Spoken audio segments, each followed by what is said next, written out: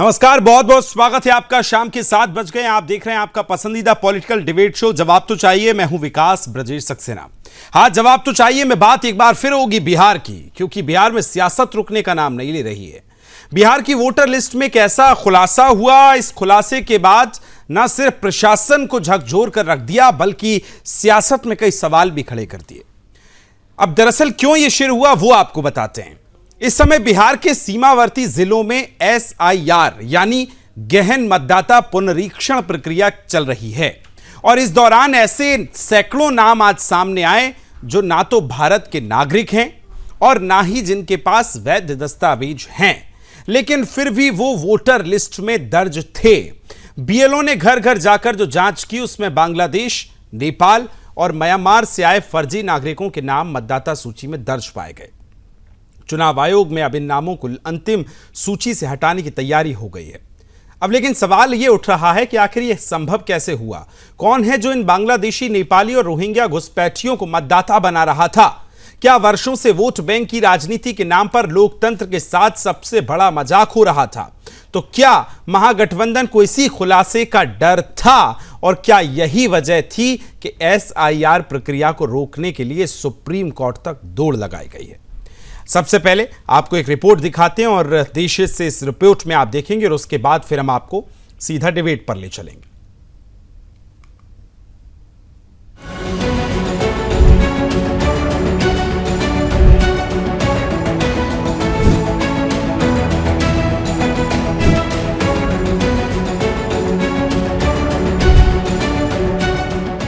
बिहार में गहन मतदाता पुनरीक्षण का कार्य तेजी से चल रहा है। इस दौरान SIR कर रहे BLO ने एक बड़ा खुलासा किया, जिससे बिहार और चुनाव आयोग में हड़कंप मच गया। कहा जा रहा है कि जिसका डर महागठबंधन को था वही सामने आ गया। दरअसल बिहार के सीमावर्ती जिलों में BLO ने बांग्लादेशी, नेपाली और म्यांमार के घुसपैठियों के फर्जी दस्तावेजों की पहचान की। चुनाव आयोग के सूत्रों के अनुसार जाँच के बाद इन अवैध नामों को अंतिम मतदाता सूची से हटाया जा सकता है। ये खबर ऐसे समय पर आई जब बिहार में मतदाता सूची को पारदर्शी और शुद्ध बनाने का कार्य जोरों पर है। सूत्रों के मुताबिक नेपाल, बांग्लादेश और म्यांमार से आए लोगों के नाम 30 सितंबर 2025 को प्रकाशित होने वाली अंतिम मतदाता सूची में शामिल नहीं किए जाएंगे। हालांकि ये फैसला 1 अगस्त 2025 के बाद विस्तृत जांच के आधार पर ही लिया जाएगा। फिलहाल आयोग ने ऐसे अवैध मतदाताओं की संख्या सार्वजनिक नहीं की है। ये जानकारी तब सामने आई जब BLO घर घर जाकर नामांकन फॉर्म वितरित कर रहे हैं और एकत्रित कर रहे हैं। चुनाव आयोग ने स्पष्ट कर दिया है कि जो विदेशी नागरिक हैं उन्हें आगामी वोटर लिस्ट से बाहर किया जाएगा। आपको याद होगा कि SIR प्रक्रिया को रोकने की मांग को लेकर विपक्ष के 9 दलों ने सुप्रीम कोर्ट में याचिका दायर की थी, लेकिन सुप्रीम कोर्ट ने उनकी याचिका खारिज कर दी थी और SIR प्रक्रिया को जारी रखने की अनुमति दी। ये जो 9 विपक्षी दल अदालत गए थे वो गरीब या दलितों का नहीं, बल्कि रोहिंग्या, बांग्लादेशी और नेपाली घुसपैठियों का वोट बचाने पहुंचे थे। लेकिन अब उनकी साजिश नाकाम हो चुकी है। जितने भी विदेशी घुसपैठिए हैं वो चुनाव आयोग की वोटर लिस्ट से बाहर होंगे। उन्हें अब कोई नहीं बचा सकता, चाहे कपिल सिब्बल हो, अभिषेक मनु सिंघवी हो या मनोज झा हो। बिहार के सीमावर्ती जिलों में विदेशी घुसपैठियों की मौजूदगी किसी से छिपी नहीं है। इन लोगों के पास फर्जी वोटर ID, आधार कार्ड और राशन कार्ड भी है। ये भी जगजाहिर है कि इसलिए चुनाव आयोग ने SIR प्रक्रिया में इन तीनों दस्तावेजों को प्रमाण पत्र के रूप में मान्य नहीं किया। इससे बौखलाए महागठबंधन के नेता सुप्रीम कोर्ट पहुंच गए और मांग करने लगे इन 11 दस्तावेजों में आधार, राशन और वोटर ID कार्ड को शामिल करने की। अब इस मामले पर अगली सुनवाई 28 जुलाई को होनी है। फिलहाल चुनाव आयोग द्वारा बिहार में शुरू की गई SIR प्रक्रिया अपने लक्ष्य की ओर बढ़ रही है और अवैध घुसपैठिए अब उजागर हो रहे हैं। Bureau report, Sudarshan news.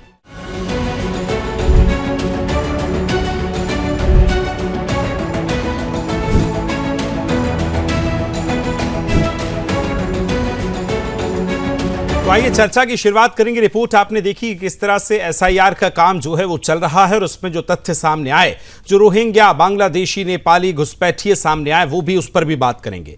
मेहमानों से परिचय आपका कराता हूं। राहुल आनंद साहब जुड़ेंगे, बीजेपी से प्रवक्ता है, हमारे साथ जुड़ गए, बहुत बहुत स्वागत है। निखिल कुमार कांग्रेस से हमारे साथ प्रवक्ता जुड़ेंगे। अरविंद जी हमारे साथ जुड़ेंगे, अधिवक्ता हैं, जुड़ गए, बहुत बहुत स्वागत है आपका भी। विनोद यादव साहब RJD से नेता हैं, बहुत बहुत स्वागत है उनका भी। असगर खान साहब जुड़ गए, मुस्लिम स्कॉलर हैं, आपका भी बहुत बहुत स्वागत। डॉक्टर निहोरा प्रसाद हमारे साथ जुड़ेंगी, जो कि JDU से प्रवक्ता हैं, सभी का बहुत बहुत स्वागत। चर्चा की शुरुआत चूंकि अब पूरी इस एसआईआर रिपोर्ट पर हम कर रहे हैं, तो अरविंद कुमार जी आपके साथ ही शुरू करता हूं चर्चा को।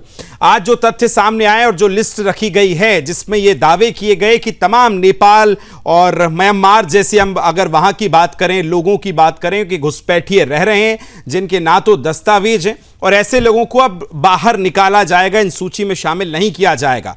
एसआईआर की रिपोर्ट अब तक जो पहुंची उसको किस तरह से देखते हैं, क्या भविष्य नजर आता है और क्या इससे बेहतर होगा चुनाव में? अरविंद जी अनम्यूट कर लीजिए सर, आवाज नहीं आ रही आपकी। हाँ विकास जी, ये चुनाव आयोग की जो पहल है ना, बहुत सराहनीय है।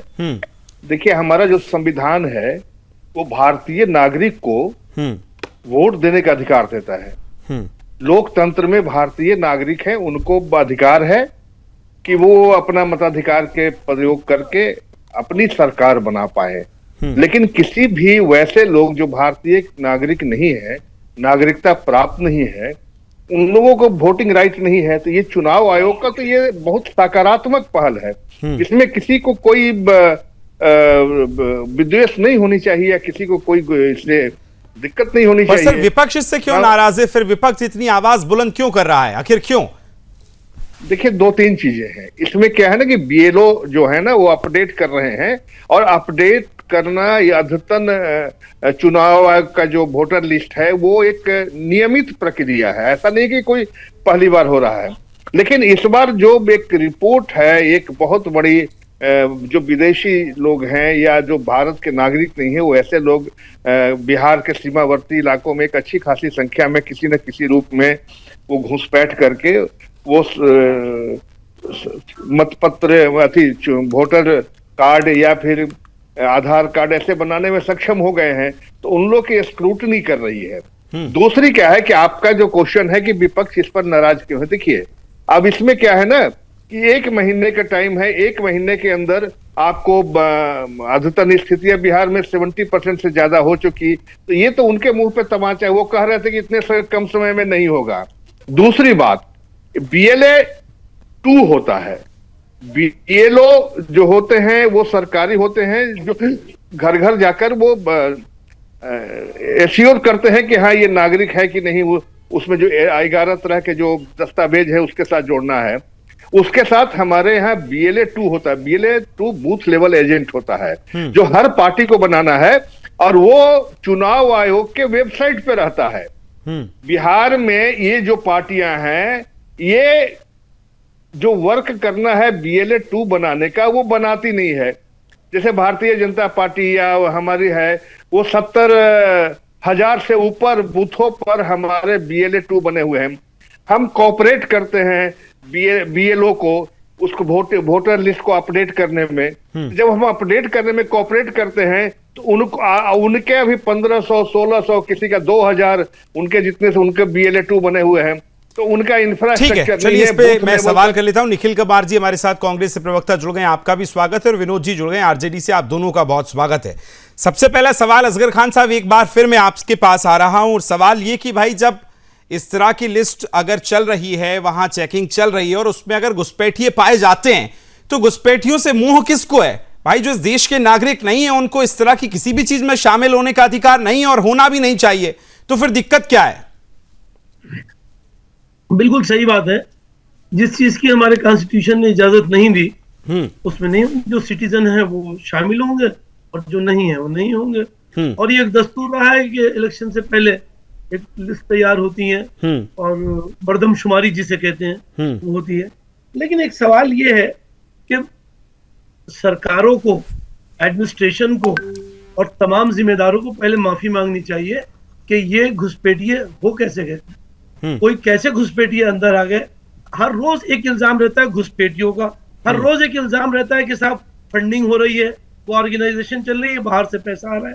कितने शर्म की बात है, उन लोगों को कहने में इस बात को शर्म भी नहीं आती कि फंडिंग हो रही है। भाई क्यों हो रही है? हमारे अकाउंट में तो 10,000 रुपए आगे पीछे हो जाते हैं, नोटिस आने लगते हैं, यहाँ से फोन आने लगते हैं बैंक से। तो ये कैसे इतनी बड़ी बड़ी करोड़ों की, कोई वो छंगा बाबा है उनके करोड़ों की साहब हो रही है, कैसे हो जाती है हमारी समझ। अपना कहें कि भाई हमसे गलती हुई है, हमारा फेल्योर है, सरकार का भी एडमिनिस्ट्रेशन का भी। उसके बाद फिर इस टॉपिक पे आते हैं। टॉपिक की बात यह है कि अब जो चीज, जो डॉक्यूमेंट आप मांग रहे हैं, उसमें अगर बाकी के लोग, मतलब मैं आपसे कह रहा हूं कि भाई हमारे 2 डॉक्यूमेंट वो भी जरूरी हैं, उनको भी आप शामिल कर लो। मसलन आधार कार्ड की बात कह रहा हूँ, राशन कार्ड की बात कह रहा हूँ, क्या तो आप ये कहोगे जी इनमें कोई दमी नहीं, होने ही नहीं चाहिए थे, ये गलत बनाए तो आपने बनाए आधार कार्ड, उसको कितना बड़ा डॉक्यूमेंट उस वक्त बना के बनाया, कितनी अहमियत वाला बताया था और बनाया था, आज आप कह रहे हैं कि उसको शामिल नहीं करेंगे। ठीक है, चलिए इस पे राहुल जी से मैं सवाल ले लेता हूं, चूंकि वो सरकार में है, जेडीयू के प्रवक्ता भी अभी जुड़ने वाले हैं। राहुल साहब, जब ऐसे लोग जो घुसपैठिए हैं, आखिर किसको इनसे मोह है? ऐसे लोगों को निश्चित तौर पर बाहर करना चाहिए, इसमें कोई शक नहीं होना चाहिए, गुरेज नहीं होना चाहिए।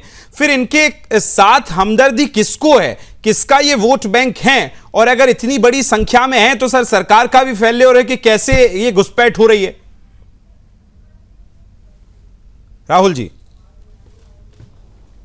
सर अनम्यूट कर लीजिए, आपकी आवाज नहीं आ रही है। जी आ गई है, बोलिए। जी मेरी आवाज जा रही होगी? जी जी बोलिए। इस चर्चा की शुरुआत करने से पहले विकास जी, संविधान का एक आर्टिकल है, आर्टिकल 324, उसमें लिखा जाता है, उसमें लिखा गया है संविधान के रचयिता के द्वारा कि superintendence direction and the control of election to be vested in an election commission. इस तरह से उनके जो पार्ट 15 है उसमें इलेक्शंस के बारे में सारी चीजों को ब्रीफ किया गया है, जिसके तहत पे वो अक्सर संविधान की प्रति को लेकर घूमते तो हैं, लेकिन शायद इसमें वो पढ़ना भूल जाते हैं उसमें क्या लिखा हुआ है और किसकी जगह पे क्या लिखा है। लेकिन विपक्ष अपनी सहूलियत के हिसाब से 4 चीजें बहुत ढूंढने में आसानी से महारत हासिल कर लेता है। पहला ये करता है कि लटकाना किस आर्टिकल में लिखा है, भटकाना किस आर्टिकल में लिखा है और जाति उन्माद फैलाना किस आर्टिकल में लिखा है। इस तरह की चीजें वो ढूंढता है और उसके तहत वो अपनी राजनीति की ओछी मानसिकता का परिचय देता है। अब यहाँ सवाल ये उठता है कि विपक्ष की हालात कैसे हो गई है। तो विपक्ष की हालात हो गई है, पुराने जमाने के एक हिंदी फिल्म का गाना था, उसके तहत कि चले थे कहां जाने के लिए, जाना है कहां ये मालूम नहीं, अब अपनी भटकती कदमों को मंजिल का दिशा मालूम नहीं। देखिए, जो सवाल उठाए जाते हैं लगातार कि इस तरह की चर्चाएं हुई हैं आधार कार्ड को लेकर, और आप कैसे कर लीजिएगा, ये कैसे हो सकता है, और जो लोग जाकर लड़ रहे थे, अभी मैं एक मुस्लिम स्कॉलर की बातों को सुन रहा था, वो बता रहे थे कि कैसे हो गया, कौन लोग मददगार है इसके पीछे। तो भैया ये ऐसे ही हो गया कि जिसने सुप्रीम कोर्ट में इसका प्रतिकार करने के लिए उनके समर्थन में खड़ा हो गया, यानी कि जो वकील आज उनके समर्थन में खड़े होकर पिटीशन के तहत लड़ाई लड़ रहे हैं, वो वक्त पे भी लड़ रहे हैं उनके साथ, वो 370 पे भी लड़ रहे हैं उनके साथ। तो ऐसे लोग हमारे देश के अंदर हैं। आपको याद रखना चाहिए कि जनरल बिपिन रावत, स्वर्गीय जनरल बिपिन रावत ने एक महत्वपूर्ण बात कही थी कि कभी भी युद्ध होगा तो हमें 2.5 मोर्चों पर लड़ना होगा। उनका जो आधा मोर्चा था वो हमारे देश के अंदर की ही बातें थी, जो आज अवैध घुसपैठियों को फाइंड आउट किया गया है। तो आप कह रहे हैं कि विपक्ष की जो पार्टियां हैं, विपक्ष के जो नेता हैं, उनको हमदर्दी है इन घुसपैठियों से वोट बैंक के रूप में। अब मैं सवाल ले लेता हूं निखिल जी आपके साथ, भाई क्यों हमदर्दी होना चाहिए? विपक्ष हो या सत्ता में कोई भी हो, कोई भी पार्टी हो, जो इस देश का नागरिक नहीं है, जो घुसपैठिया है, उसको बाहर होना चाहिए।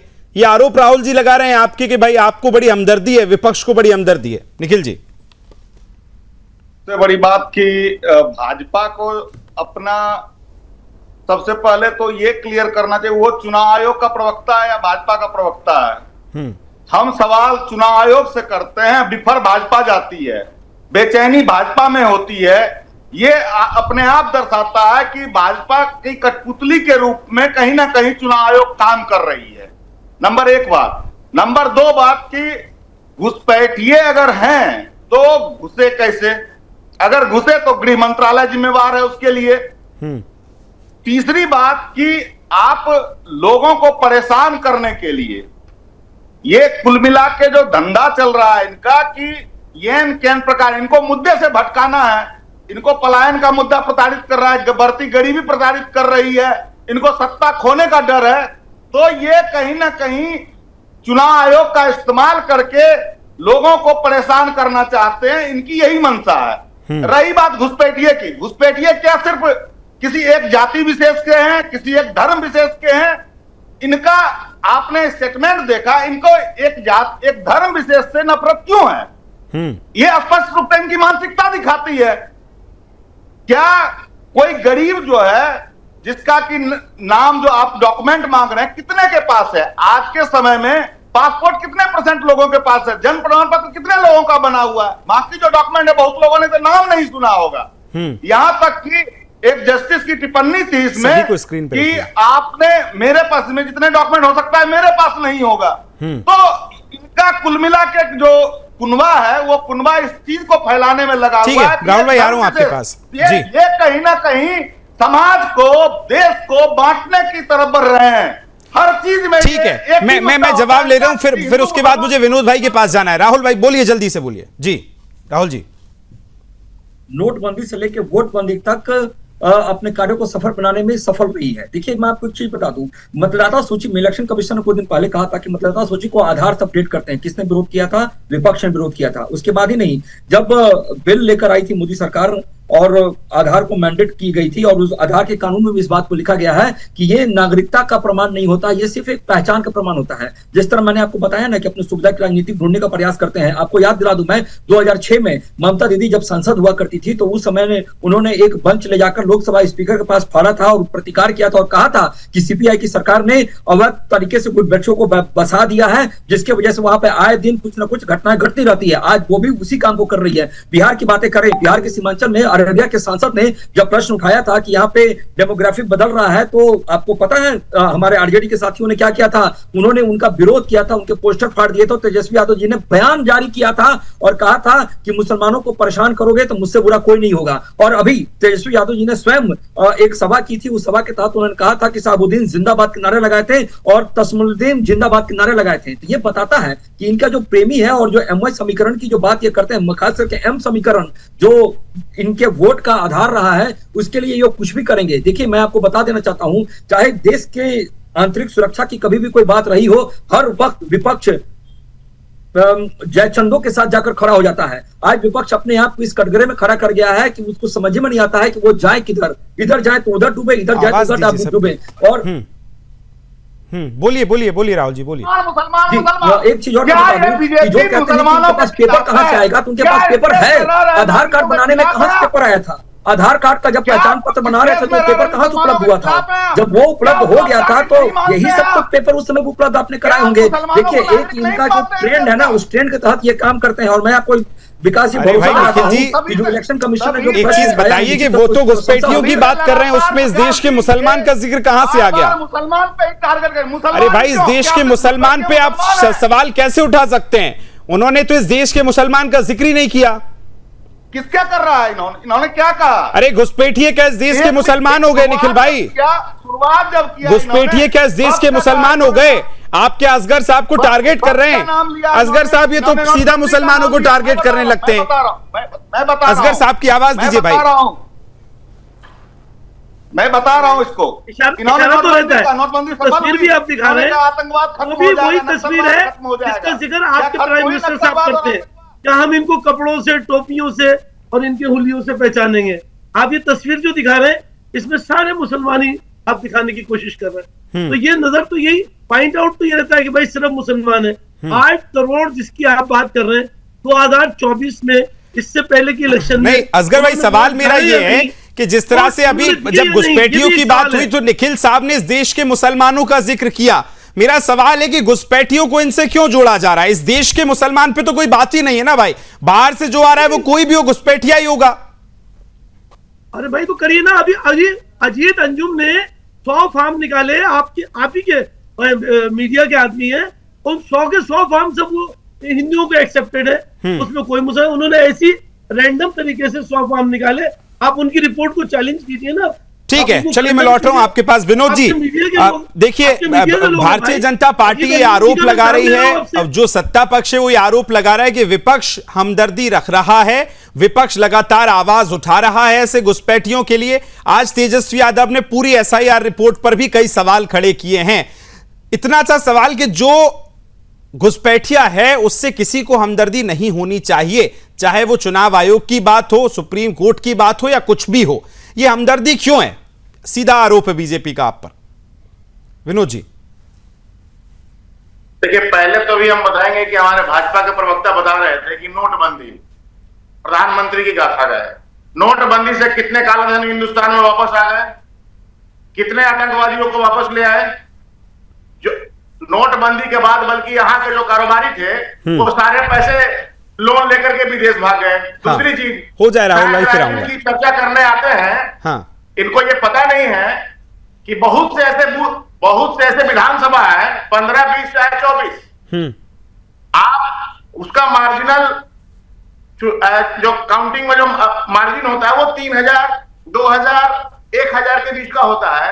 इन लोग की एक साजिश है कि ऐसे बूथ जहां पे हमारा वोट बैंक है और दूसरे का वोट बैंक मजबूत है, वहां से कम 20-50 वोटों को काटा जाए और रोहिंग्या और बांग्लादेशी का गाना गा करके उनका रोना रो करके।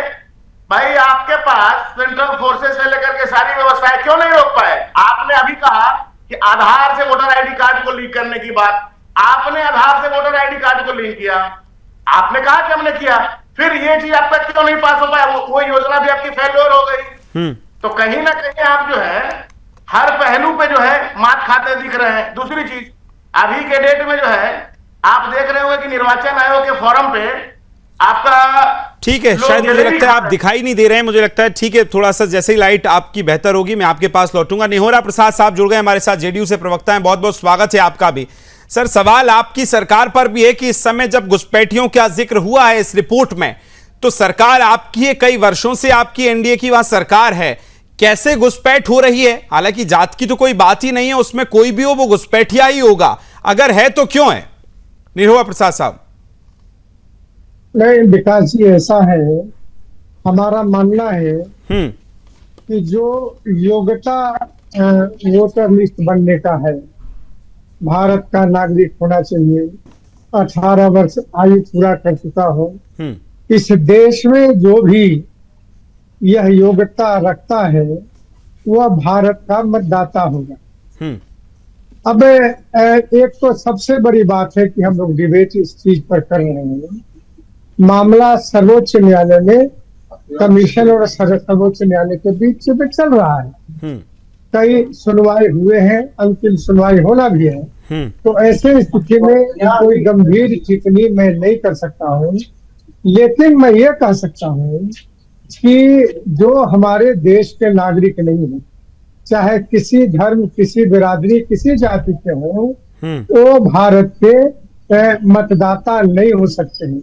यदि इस आधार पर कोई कार्रवाई होती है तो हम असहमत उस कार्रवाई से नहीं होंगे। दूसरी बात मैं कहना चाहता हूँ कि इलेक्शन जो चिंता इस बिहार में चल रहे हैं, तो ये चिंता हर पार्टियों को है। ऐसा नहीं कि हमारे जैसा पार्टी को भी नहीं है चिंता, तो नहीं है। हम इसीलिए बार बार कहते हैं कि निर्वाचन आयोग किसी वैध या जो पात्र रखता हो वैसे मतदाता न छूटे, यह प्रयास करना चाहिए। यह सच्चाई है कि बहुत सारे वोटर मृत हो गए हैं, बहुत सारे वोटर कई स्थानों से वोटर है, तो वैसे वोटरों को अगर छटैया होती है तो स्वागत करना चाहिए सारे लोगों को। और ठीक है, अरविंद जी जरा ये बताइए, आपने सब राहुल जी की भी बात सुनी, निखिल जी की बात सुनी, विनोद जी की बात, असगर साहब की बात सुनी, जरा टेक्निकल सर बताइए कि जिस उद्देश्य के साथ इस रिपोर्ट को किया जा रहा था, पुनरीक्षण का जो काम किया जा रहा था, और आज इसमें जो घुसपैठियों की बात आई, ये तमाम उन देशों के रहे हैं, इसमें कितनी बड़ी ये सफलता है और भविष्य क्या नजर आता है? जो संभावनाएं चल रही हैं, सुप्रीम कोर्ट में जो बात कही गई है, और अभी देखिए विपक्ष तो ये भी कह रहा है कि सब इलेक्शन के साथ इस समय क्यों कर रहे हैं आप, हालांकि हमेशा से इलेक्शन के पहले ही होता आया है, लेकिन क्या सफलता देखते हैं आज तक ये जो अलग अलग देशों के घुसपैठियों का जिक्र हुआ है? अरविंद जी। विकास जी, 2-3 बातों में मैं क्लियर कर देना चाहूंगा। मुझे लगता है कि रूल ऑफ लॉ कब होगा, कानून का राज कैसे होगा, जब संवैधानिक संस्थाएं अपने निष्पक्ष रूप से काम करेगी। और हमें नहीं लगता है कि चाहे वो भाजपा हो या जदयू हो या कांग्रेस हो, आरजेडी, जो भी हो, कहीं भी किसी भी वोटर लिस्ट में नहीं लिखा हुआ है कि फलाना व्यक्ति या घुसपैठिए हैं, वो किस दल से बिलोंग करते हैं। तो इसमें आम जनमानस को कोई कठिनाई नहीं है और नहीं होनी चाहिए। जब तक आपका कॉपरेशन नहीं रहेगा तो तब तक घुसपैठिए वो किसी भी दल के हो, वो बाहर नहीं हो सकते हैं। दूसरी बात, सुप्रीम कोर्ट का आपने जिक्र किया, सुप्रीम कोर्ट में जो याचिका इन लोगों ने फाइल की थी, पहला तो थी उसमें जो प्रीएम्बल था और उसमें जो रिलीफ मांगा गया था कि इसको इंट्रीम स्टे दिया जाए, तो सुप्रीम कोर्ट ने नकार दिया कि नहीं, चुनाव आयोग संवैधानिक संस्था है, अगर हर ऐसी छोटी बात हम स्टे देते रहेंगे तो कोई काम नहीं कर पाएगा। तब उन्होंने विड्रॉ किया, जो भी याचिका करता थे उन्होंने विड्रॉ किया कि नहीं ठीक है, हम इसको वापस लेते हैं, हम इसमें कोई हमारा स्टे का कोई डिमांड नहीं है। उसके बाद उन्होंने कहा कि कम समय में कैसे पूरा होगा। अभी तो चुनाव आयोग के है, हम तो नहीं कर सकते हैं, लेकिन चुनाव आयोग अगर इस चीज को कराने में सक्षम है और वो ऑन एफिडेविट ऑन ओथ अगर ये दे रही है कि हम कराएंगे, तो हमें नहीं लगता है किसी को कोई दिक्कत हो, किसी पार्टी को भी कोई दिक्कत होनी चाहिए। उस पर सुप्रीम कोर्ट ने ऑब्जर्वेशन नहीं दिया, जजमेंट नहीं दिया, उसने डायरेक्शन दिया चुनाव आयोग को कि इन लोगों का एक डिमांड है कि उसमें जो 11 दस्तावेज है उसमें आधार कार्ड को, वोटर आईडी कार्ड को, राशन कार्ड को, इनको जोड़ा जा सकता है कि नहीं, इस पर आप देख लें। क्योंकि जो बातें आती है कि आधार कार्ड किसी नागरिकता का प्रमाण नहीं है, ये सुप्रीम कोर्ट का भी जजमेंट है। तो अब चुनाव आयोग को 28 तारीख तक इसमें अपना पक्ष रखना है। अगर चुनाव आयोग समझती है कि इनको जोड़ने में कोई दिक्कत नहीं है तो वो देगी, और उसके बाद फिर इनको ऑब्जेक्शन करने का भी टाइम है। इसलिए हमें नहीं लगता है कि किसी दल, किसी पार्टी को कोई दिक्कत आनी चाहिए। ठीक है। और आज का अगर हम रिपोर्ट की बात करें तो 80% ये बात की जा रही है कि डेटा 80% तक पूरा हो गया है। 25 जुलाई तक हालांकि सबमिट होना है। इस पर बात करेंगे। असगर साहब, आपके पास आऊंगा, लेकिन उसी एक गंभीर विषय पर जिसको लेकर पिछले कई दिनों से बिहार में सियासत चालू है।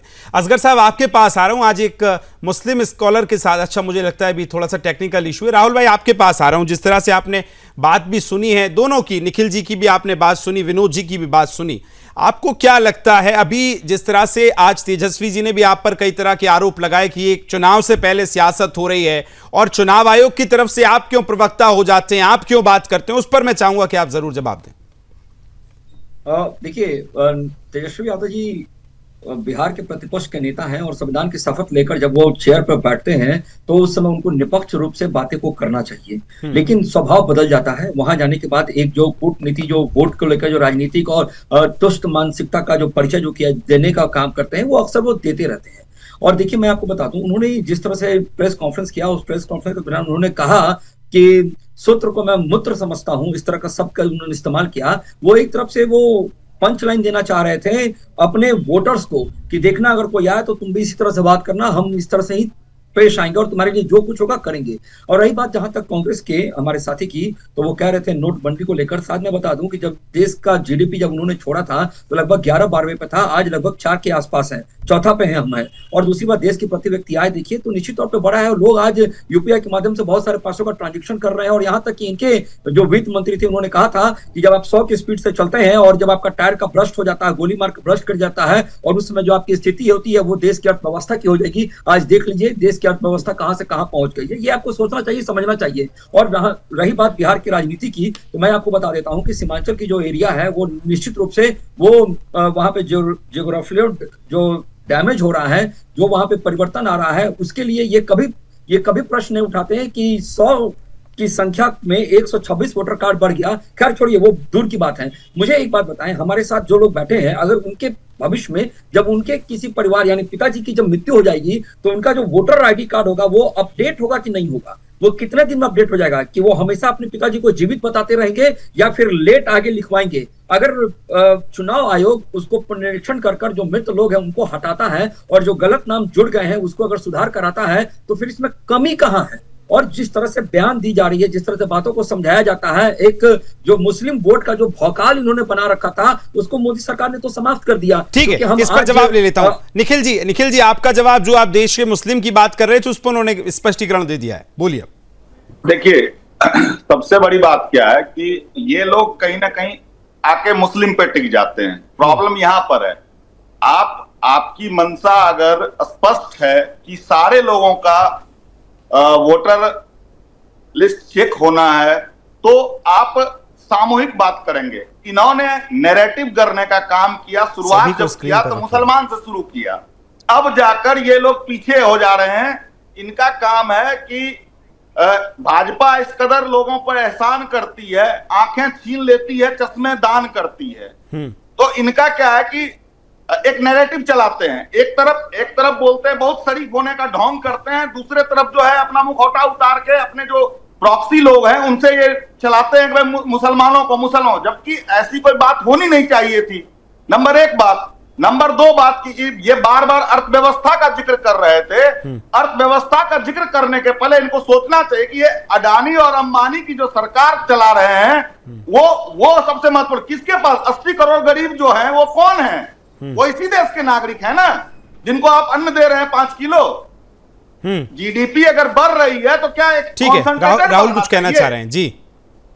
एक बहुत महत्वपूर्ण चीज है, इन्होंने कहा आवाज दीजिए। एनआरसी असम में हुआ है, सभी लोगों को पता है। क्यों नहीं अब तक 19 में एनआरसी हुआ है, अब तक रिपोर्ट क्यों नहीं पब्लिश हुआ है उसका?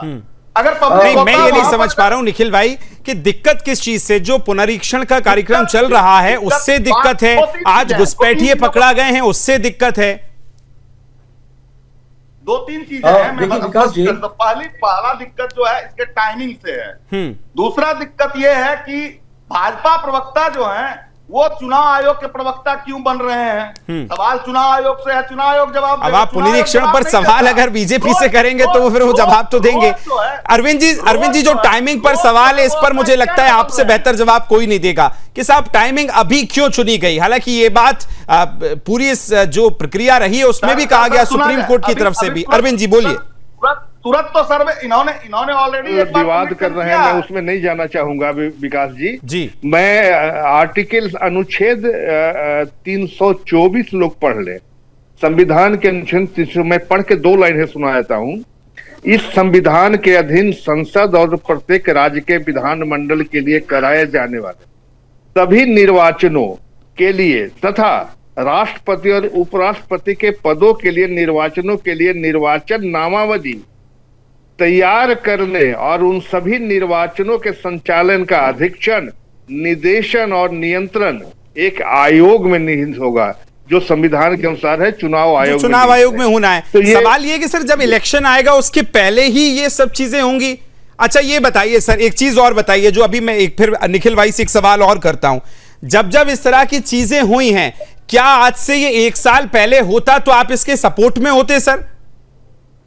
देखिए यहाँ पर क्या है, समस्या क्या है इनके साथ कि जब शुरू करते हैं चुनाव आयोग ने इस पुनरीक्षण को शुरू करवाया। इसके पहले ठीक पहले पुनरीक्षण करके वोटर लिस्ट पब्लिश किया गया था।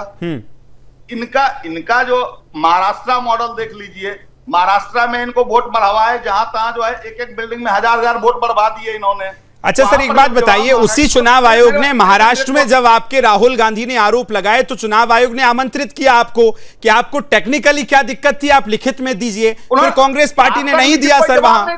तो सियासत तो सभी टीवी पे ही कर रहे हैं ना सर। वोटर लिस्ट मांगा गया, आज तक वोटर लिस्ट प्रोवाइड नहीं कर पाए हैं। हाँ नहीं, सवाल फिर यही है ना कि महाराष्ट्र में जो चुनाव आयोग ने अभी प्रेस कॉन्फ्रेंस की तमाम इलेक्शंस के बाद, उन्होंने कहा एक भी चीज अगर है आप लिखित में दीजिए, आप कार्रवाई करवाइए, आगे और कुछ भी आप वहां करिए। सियासत तो फिर टीवी पे ही हो रही है ना।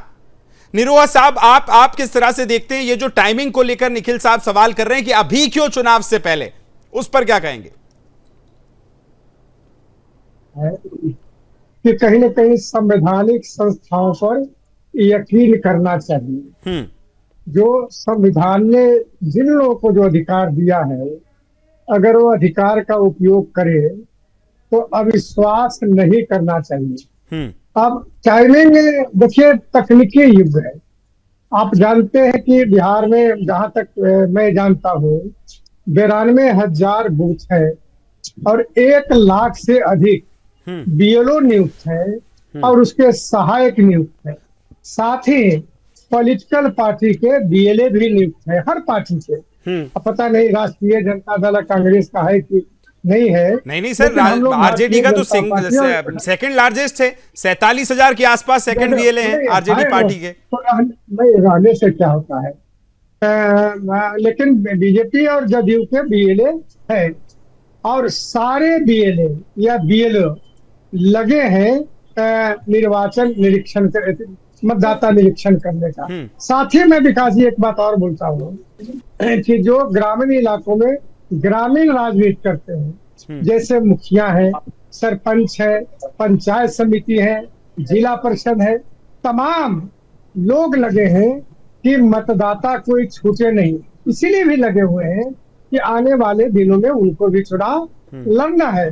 इसलिए विपक्ष इतना जो चिंतित है, मैं नहीं समझ पा रहा हूँ कि क्यों चिंतित। इस पे अरविंद जी जरा ये बताइए, जो बीएलए की बात हुई, मैं जितना मुझे जानकारी है बिहार में सबसे ज्यादा बीजेपी के हैं, 50,000 के आसपास हैं, उसके बाद आरजेडी के 47,000 के आसपास हैं। जब इतने बीएलए हैं तो फिर इतनी घबराहट क्यों है, इतना डर क्यों है? मुझे लगता है किसी पार्टी को नहीं होना चाहिए। उसके बाद जदयू है। देखिए आर्टिकल 326 में क्लियर है जी, जेडीयू फिर आरजेडी है। भारतीय नागरिक जो भी हैं, वयस्क हैं, उनका मतदान देने का जो अधिकार है वो मतदाता सूची से नहीं हो। तो इसको अगर अपडेट कर रही है और बीएलए अगर विभिन्न पार्टियों ने बना रखा है तो उनको तो सहयोग करना चाहिए कि हमारे जितने वोटर हैं, और इससे चुनाव आयोग उनसे कॉपरेशन मांगेगी। कॉपरेशन मांग रही है, BLA 2 के दे रखी है। तो अगर इतनी अच्छी संख्या में BLA 1 विभिन्न पार्टियों का है तो अपडेटेशन हो जाएगा। और जो हम देख रहे हैं विभिन्न माध्यमों से जो रिपोर्ट आ रही है कि लगभग 75% से ऊपर अद्यतन हो चुका है और अभी 15 दिन लगभग बाकी है। तो हमें विश्वास करना चाहिए अपने संवैधानिक संस्थाओं पर। और सबसे बड़ी चीज कि सुप्रीम कोर्ट में इस मैटर सब जुडिस है, सुप्रीम कोर्ट में आपको समय दिया गया है, तो ये क्वेश्चन कहीं से नहीं आता है। हमें लगता है कि अगर विभिन्न पार्टियां सहयोग करें तो सुप्रीम कोर्ट में भी सुनवाई होगी। और सुनवाई में सुप्रीम कोर्ट ने जब इंटरफेयर नहीं किया है तो ये क्लियर है कि आपकी जो याचिका है वो बहुत सुनने के लायक नहीं है। वो विचार करने के लिए चुनाव आयोग को दे दिया है, क्योंकि चुनाव आयोग 28 तक, तो इन लोग को इंतजार करना चाहिए। राहुल भाई, फाइनल काउंटर आपका। देखिए, जब हमारा देश आजाद हुआ था तो उस समय 1952 में हुआ था इस तरह से। उसके बाद लगातार इस प्रक्रिया को अपनाया गया था। 56 में, 57 में, 65 में, 66 में, 83 में, 84 में, 89 में, 93 में और लास्ट 2003 में। तो जब उस समय हमारे पास साधन और संसाधनों की भी कमी थी और उस समय जब 31 से 32 दिन में किया जा सकता था, तो आज क्यों नहीं हो सकता है? और जो अपडेट कराने की प्रक्रिया है वो निरंतर चलता रहता है। आज के समय में विपक्ष जो है वो नोकिया फोन की तरह हो गया है। वो अपने आप को अपडेट करना ही नहीं चाहता है। वो आज भी वही घिसी पिटी राजनीति कर रहा है और उसी पे चाहता है कि हम अपने राजनीति का इबादत और इमारत खड़ा करें। ठीक है निखिल भाई, आखिरी कमेंट आपका, फाइनल। आखिरी कमेंट से भी स्पष्ट हो गया कि चुनाव आयोग जो है वो भाजपा की टूलकिट बनकर काम कर रही है। इतना स्पष्ट हो गया इनके ही स्टेटमेंट से। ये हर बार जो है तो 1952 करेंगे और दोष जो है हमेशा विपक्ष पे थोपेंगे। ये अपनी कमियों के बारे में कभी भी जो है सामने नहीं आने देंगे। इसके लिए कोई ना कोई परोक्ष, ये जो होता है तस्वीरों के पीछे जो छिपकली होते हैं, छिपने वाले, वही काम ये लोग करते हैं। चलिए ठीक है, निरोहा साहब आपका फाइनल कमेंट। मैं इतना ही कहूंगा, क्या कमेंट करूं। कांग्रेस के नेता राहुल गांधी जी संविधान लेकर देश में घूमते हैं और संवैधानिक संस्थाओं और जुडिशियरी पर भी चोट करते हैं। तो संविधान उनको फेंक देना चाहिए। भारत के संविधान दिखावे के लिए लेकर चलते हैं, लेकिन विश्वास भारतीय संविधान पर नहीं है इनके। ठीक है, चलिए बाकी हालांकि जो पुनरीक्षण का काम हुआ है और उसमें आज जो डेटा आए हैं अलग अलग देशों के घुसपैठियों के, कम से कम इन लोगों को तो बाहर होना ही चाहिए निश्चित तौर पर, और जो बेहतर हो सके आने वाले इलेक्शन में वो होना चाहिए। और अब तो पूरी प्रक्रिया सुप्रीम कोर्ट ने भी उस पर टिप्पणी की है। आप सभी ने समय दिया, अरविंद जी आपका, असगर जी, राहुल जी आपका, निखिल जी आपका और निरोहा साहब, सभी का बहुत बहुत धन्यवाद इस चर्चा में मेरे साथ जुड़ने के लिए। आज के लिए फिलहाल जवाब तो चाहिए इतना ही, कल फिर हाजिर होंगे किसी नए मुद्दे के साथ। तब तक मुझे और मेरी पूरी टीम को दीजिए अनुमति। नमस्कार।